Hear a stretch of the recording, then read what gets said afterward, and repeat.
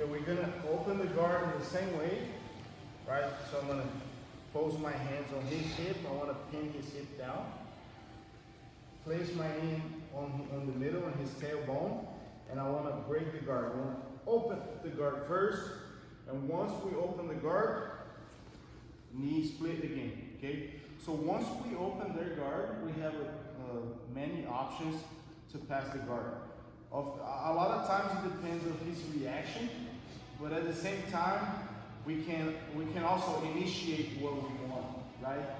For example, in this situation, let's consider if, as soon as I open Bill's guard, let's consider he shrimp towards that side, yeah.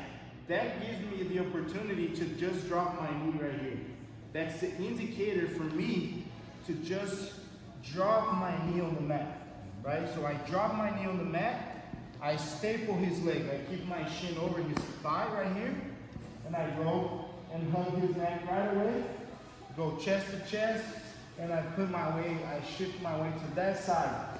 Because at this point, he's gonna be pushing, fighting, trying to stop me from passing his guard. So that's important. As soon as he shrimps, well, like I said, I can initiate as well, but I'm gonna staple his leg. Boom, drop the knee, shin over his thigh, and I hug, and I put my weight on that side. Spread the knee so you have a solid base. This hit, notice how I shot like underneath his arm, his leg, and I grab the gi, right? And I post up my foot right here. Now I'm ready, like shoulder pressure over his neck. Now I'm ready to step back and put my hip on the mat. So I drop my hip on the mat. I keep my chest glued to his chest. My head still low. And I keep my chin over his thigh for now. As soon as I drop my hip and I'm on the side, I can take my hook off and I'm gonna drive. I'm gonna push his leg to the other side. Boom. And I go on my knees, take my arm off, lock my hands, and step. Hey, what's up guys? Coach Leo here. Tip of the class today. So when you're practicing techniques, when you're learning techniques, try to pay attention in all the small details, because the small details, they make a big difference when you're rolling, when you're sparring.